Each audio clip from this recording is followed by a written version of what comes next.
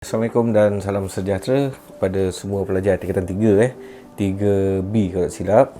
Okey, jadi pada hari ini saya akan ajarlah tentang satu topik pada subjek PJK tingkatan 3 iaitu unit 1 gimnastik asas. Jadi ini adalah buku teks Pendidikan Jasmani dan Pendidikan Kesihatan tingkatan 3 KSSM.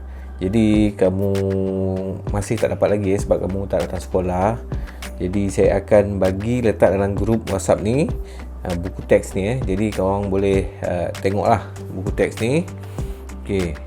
Jadi next Okey, kandungan So unit 1 gimnastik asas. Jadi kandungan standard kandungan Standard kandungan. Yang pertama, 1.1 ni melakukan rangkaian kemahiran gimnastik asas dalam gimnastrada.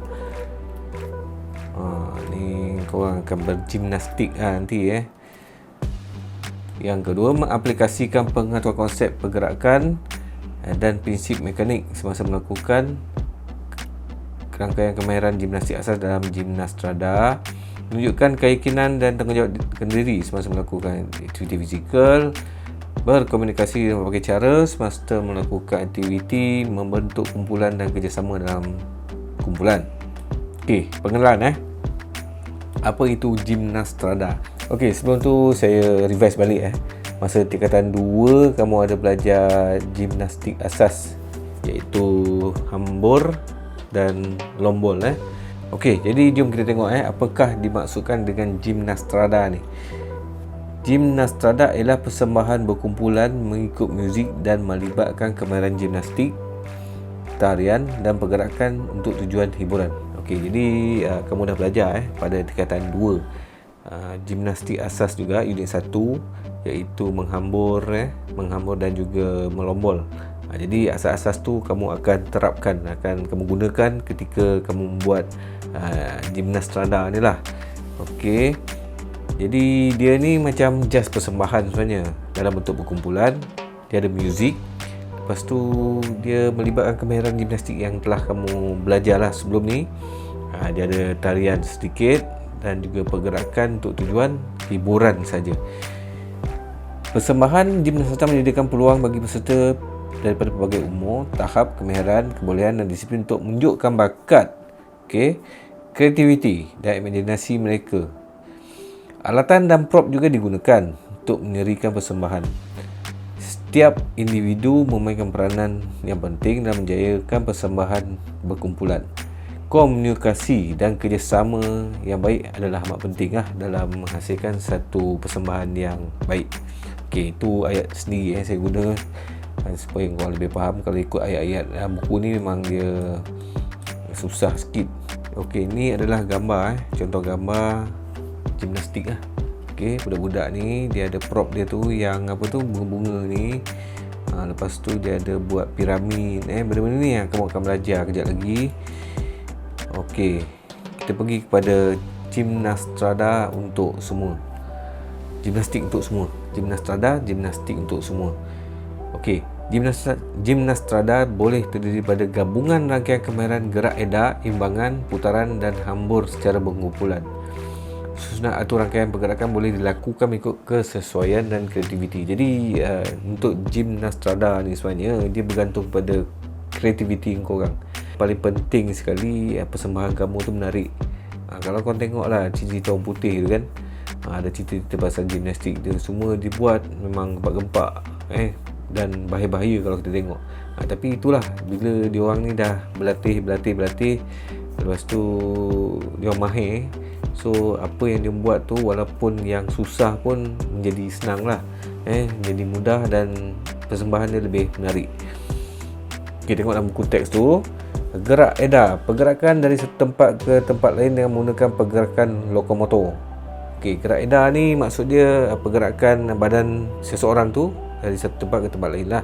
Okey, contohnya yang gambar pertama ni gambar pertama ni merangkak. Okey, merangkak. Saya perlu bergerak satu tempat ke tempat yang lain. Okey, kemudian langkah silang. Jadi dia daripada gerak ke sisi kaki dia akan silang, dia akan bergerak lah. sama ada ke kiri ataupun ke kanan. Dan yang ketiga ni skipping. Okey, skipping. Kamu tahu skipping saya nak tunjuk tak boleh. Next ialah imbangan. Okey, imbangan. Kebolehan untuk mengekalkan keseimbangan apabila pusat graviti seorang atau tapak seorang diubah. Okey, apa yang dimaksudkan imbangan ni adalah kebolehan kamu seimbangkan diri kamu lah. Apabila pusat graviti ni ketinggian kamu berubah. Contoh tinggi ke rendah. Jadi antaranya kemahiran dia adalah imbangan skala. Okey, macam ni kelakuan dia. Menggunakan sebelah kaki. Lepas tu kaki yang satu lagi dia luruskan dan tangan pun dia luruskan. Jadi dia imbang lah. Dan yang kedua ni imbangan bentuk piramid. Kalau lihat pada gambar ni, dua orang pelajar akan macam merangkak lah. Dia akan duduk di bawah, merangkak di bawah, dan kawan dia satu lagi akan panjat. Ni memang perlukan imbangan yang baik lah. Okey, takut jatuh. Jadi nama dia adalah imbangan bentuk piramid. Okey, next. Putaran. Okey, putaran. Pergerakan pusingan pada satu paksi badan seperti paksi menegak dan mendatar. Jadi kalau yang pertama ni putaran roda. So seorang pelajar tu akan berlari, lepas tu dia akan pusing. Okey, kamu boleh lihat lah pada gambar ni macam mana dibuat. Lepas tu dia akan tegak balik lah, tangan macam ni. Itu adalah putaran roda. So next, yang kedua ni guling hadapan. Okey, dia akan berguling lah macam ni dalam gambar ni. Ni biasa kau buat ni. Lagi pelajar lelaki memang kalau siswa buat ni memang korang akan bersemangat lah buat kan. Dan hari sekali ni putaran menegak 360 darjah. Dia akan menggunakan sebelah kaki dia, satu kaki angkat, dia akan pusing 360 darjah.